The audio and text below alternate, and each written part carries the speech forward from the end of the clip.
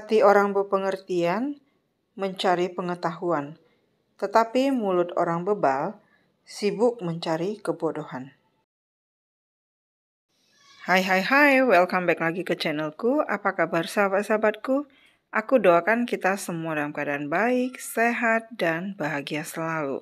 Kali ini aku mau buat caramel cotton pandan cake. Jadi ini enak banget, lembut, dan ada karamelnya. Sesuai dengan namanya, jadi di sini ada 80 gram gula pasir yang akan dikaramelkan. Karena namanya juga karamel cotton pandan cake ya, jadi harus dikaramelkan. Ini dikaramelkan, aku menggunakan pan seperti ini dan aku pakai fire seal ya, supaya pannya itu tidak kotor atau tidak hitam-hitam bagian bawahnya. Nah, untuk membuat karamel gulanya jangan kelamaan dan jangan sampai gulanya ini kok gosong, karena itu akan membuat karamelnya nanti terasa pahit ya. Jadi ini jangan diaduk dulu, karena sifat dari gula kalau diaduk nanti dia malah akan membeku atau mengkristal. Jadi dibiarkan dulu dengan api yang kecil aja ya, karena gula ini juga gampang larutnya. Setelah kena panas dia akan langsung cair. Nah, digoyang-goyang aja pannya seperti ini. Lalu kalau sudah kira-kira sekitar 75% atau 80% seperti ini, sudah bisa dibantu aduk pakai sendok. Nah, warnanya sudah mulai coklat gitu aja. Ini sudah bisa dimatikan apinya ya. Nah, kalau karamel ini kan cepet membeku ya. Jadi ini kita langsung tuangkan ke loyang yang sudah kita siapkan. Jadi di sini ada loyang, aku pakai loyang yang 22 ya. Lebih, kalau misalnya mau lebih tinggi nanti hasilnya bisa pakai loyang yang 18x18. Ini harus cepet, kalau lama gulanya itu nanti udah mulai keras, nanti nggak bisa digeser-geser lagi. Oke, nah di saat aku buat ini sebenarnya ada sedikit gangguan ya. Jadi ini gulanya ada sedikit yang tidak tercover di dasar loyangnya, karena karamelnya itu udah sempet dingin ya. Nah seperti ini kelihatan udah mulai lambat geraknya, dan kalau dibiarkan dia akan kering. Kalau udah kering, beku, dia susah untuk memenuhi semua loyangnya lagi. Tapi nggak apa-apa kalau masih ada sedikit bagian yang tidak tercover. Nanti saat kita panggang, karamelnya juga akan mencair kembali ya, asal jangan terlalu banyak yang tidak tercover. Nah seperti ini udah keras, jadi nggak usah diapa-apain lagi, biarin aja seperti ini ya. Oke, dan jangan lupa untuk loyangnya ini karena pakai loyang yang bukan full press, jadi ini takut masuk air karena ini akan dipanggang dengan metode oven Mary atau water bath ya. Jadi harus ada safety-nya. Jadi aluminium foil itu dibungkus aja di loyangnya. Tapi kalau misalnya pakai loyang press, aluminium foilnya itu nggak usah dibungkus juga nggak masalah. Nah ini dibiarin aja, langsung saja kita proses, kita buat lapisan untuk custardnya. Bahan keduanya itu ada 3 butir telur,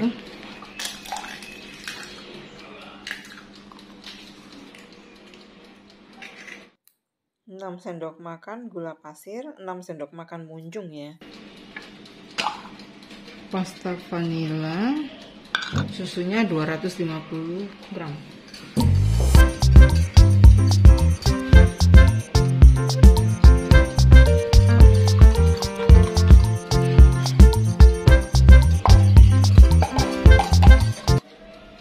Kemudian untuk adonan custardnya disaring dulu, lalu dituangkan ke lapisan gula karamelnya.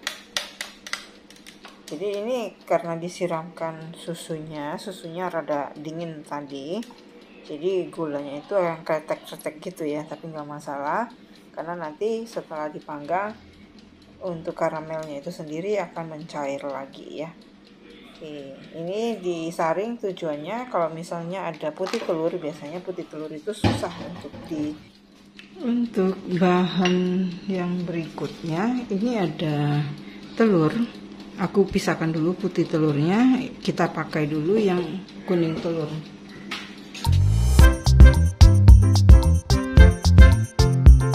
Ada santan instan 65 gram.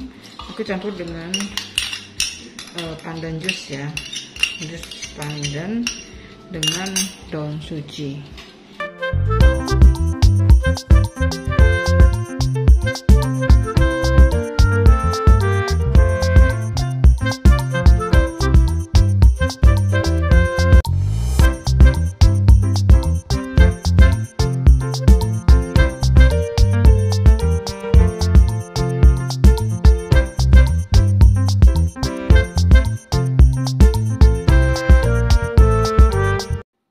Jadi cukup diaduk aja seperti ini, seperti membuat chiffon cake ya. Untuk adonan pastanya cukup gunakan balon whisk seperti ini.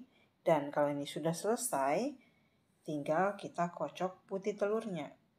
Ini aku buat, ini ada 4 butir putih telur, kemudian 65 gram gula, kemudian ada cuka apel. Cuka apel bisa digandingkan dengan cream of tartar ya. Oke, ini di mix dulu dengan kecepatan yang sedang dulu, kemudian mulai berbuih kita masukkan gulanya bertahap, naikkan speednya.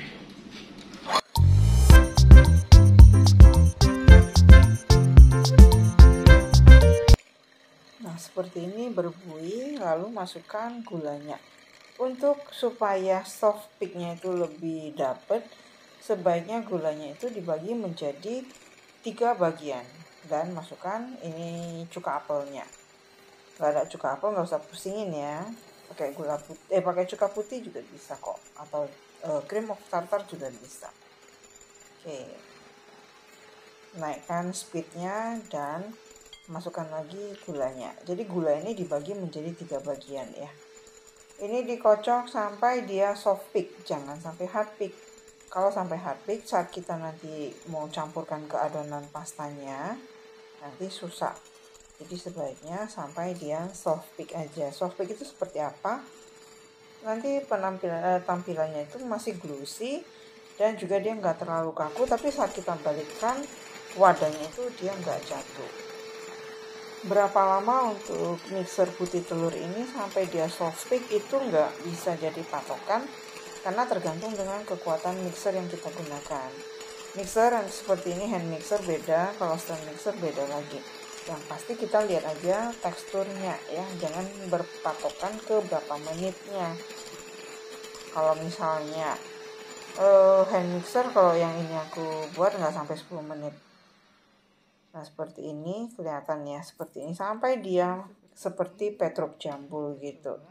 Jadi ujungnya itu lancip dan saat kita balikan wadahnya itu dia tidak jatuh. Itu artinya sudah cukup. Dan ini masih kelihatan glossy banget ya. Jadi untuk adonan putih telurnya ini bagus banget. Ini lalu dimasukkan ke dalam adonan pastanya, tapi jangan sekaligus. Kita pancing dulu adonan putih telurnya itu, kita ambil sedikit dulu. Kelihatan ya glossy-nya. Kita pakai kurang lebih 3 atau 4 spatula, lalu kita aduk dulu. Jadi supaya ini namanya metode pancing. Dan jangan lupa, kadang kalau kita metode aduk lipat, biasanya kan suka di bagian tengahnya itu nggak kecampur. Jadi aduk lipat, terus bagian tengahnya itu disatuin lagi. Nah kalau sudah, tambahkan lagi adonan putih telurnya. Lakukan sampai adonan putih telurnya tercampur semuanya ke adonan pastanya.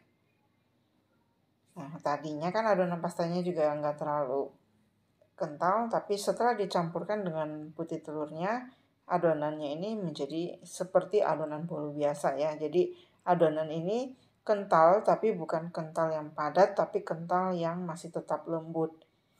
Nah ini cakep banget, aku lebih suka warnanya seperti ini ya, lebih natural. Jadi aku pakai yang daun pandan dan daun suji di blender, kemudian diendapkan, diambil cairannya, diambil jusnya ya, diambil inti sarinya. Nah ini tinggal dilanjutkan lagi, diaduk sampai rata. Jangan terlalu lama karena putih telur itu kan cepat cair. Nah karena kita pakai cuka apel atau pakai asam-asam gitu, acid ya, itu akan membantu supaya adonan putih telurnya itu lebih stabil, jadi nggak cepet cair. Ini campurkan aja sisanya itu ke adonan pastanya. Oke, aku lanjutkan dulu, aduk aja sampai rata, sampai tercampur semua. Nah, suka-suka ini ya, di bagian bawah ini kelihatannya ada warna hijau yang masih belum kecampur. Sering ada adonan yang seperti itu. Jadi harus hati-hati, makanya di bagian tengahnya itu juga harus diangkat naik ke atas karena itu yang sering menyebabkan bantet ya. Kalau misalnya kita buat metode yang sponge cake itu dimana margarin atau butternya yang dicairkan, jadi dia suka ada di bagian tengah, jadi bagian tengah itu kadang nggak tercampur kita, jadi minyaknya itu masih ngendap, itu yang bisa membuat bolu itu seperti bantet ya, bukan seperti bantet, jadi bantet. Nah seperti ini diaduk, warnanya sudah rata, berarti sudah tercampur semuanya. Jadi adonannya itu konsistensinya itu harus kental ya, seperti ini. Ini kentalnya kental-kental lembut banget gitu ya, kelihatan. Nanti jadinya itu bakal moist banget. Oke, seperti ini. Let's go. Aku suka gini. Terkadang suka mastiin lagi, khawatirnya nanti setelah dituang ke loyang, kelihatan lagi di bagian tengah itu nggak kecampur. Jadi sebelum masukkan ke loyang, aku suka mastiin sekali lagi ya. Ada yang seperti aku mungkin. Kalau ada ya itu normal mungkin ya. Oke, ini langsung saja kita masukkan ke dalam loyang yang tadi sudah disiapkan. Bakal masuk nggak sih adonan ini? Itu yang menjadi pertanyaanku selama ini. Tapi ini adonannya itu akan ngambang. Dia nggak akan tercampur dengan adonan custardnya. Ajaib ya memang. Dan ini di bagian bawah ini karena ini metode Au Pain Marie atau water bath, sebaiknya itu airnya gunakan air hangat gitu ya. Jadi nanti dia nggak terlalu lama dari air dingin menjadi airnya panas saat di oven. Ini langsung dituangkan aja ke loyangnya. Hati-hati aja, nggak usah terlalu buru-buru. Karena kita juga nggak mau adonan custardnya itu tercampur dengan adonan sifonnya. Unik banget deh ini adonannya. Karena adonan ini akan langsung ngambang gitu. Jadi nggak akan kecampur dengan custardnya. Oke, ini langsung saja dituangkan. Jadi kalau mau lebih tinggi tadi bisa digunakan loyang yang 18x18 kali 7 gitu ya. Kalau pakai yang sekitar 20-22 cm nanti hasilnya nggak terlalu tinggi. Seperti ini, tinggal diratakan saja bagian atasnya. Tuh. Ini enak banget dah, kebayang lembutnya, karamelnya, custardnya juga lembut. Wah, ini enak banget, apalagi kalau dimakan dingin-dingin ya. Nah, sabar tuh. Nah, seperti ini adonannya, sayang dibuang, kita pakai lagi. Dan jangan lupa kalau misalnya pakai sarung tangan ya pakai sarung tangan ya, karena ini aku makan untuk keluarga sendiri. It's okay lah kita pakai tangan, tapi jangan lupa tangannya juga harus dicuci dulu.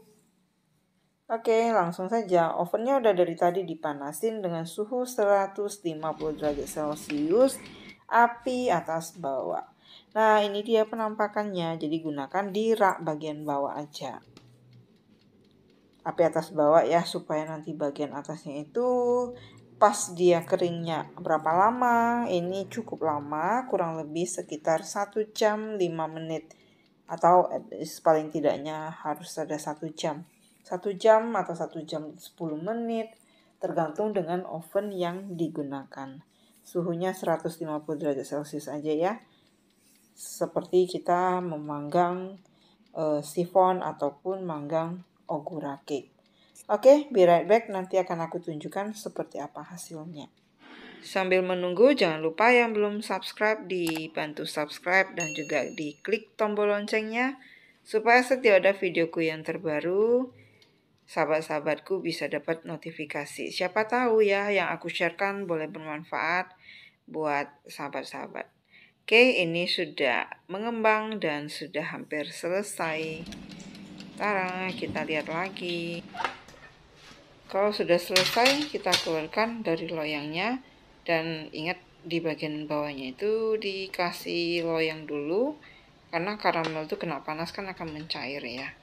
Ini aku coba keluarkan dulu. Nah, kalau susah, ini diseset dulu kiri dan kanan dari loyang bolunya ya.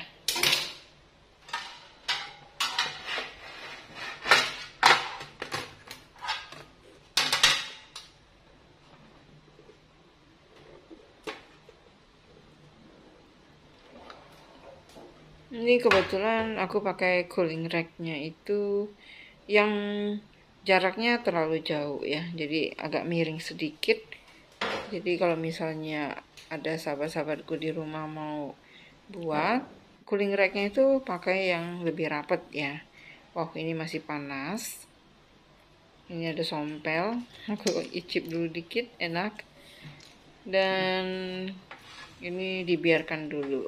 Wow, ini jiggly banget ya. Wow, kelihatan ya, lembut pisan. Oke, kalau sudah, ini kita mau potong. Aku tadi udah potong, lalu ini dipindahkan dulu. Lihat ya, di dasar loyang itu ada karamel. Oke, ini untuk potongnya panasi dulu pisau di atas kompor atau digunakan kain panas ya. Jadi enak banget kalau kita pakai panas, kita potong dia langsung kepotong seperti ini.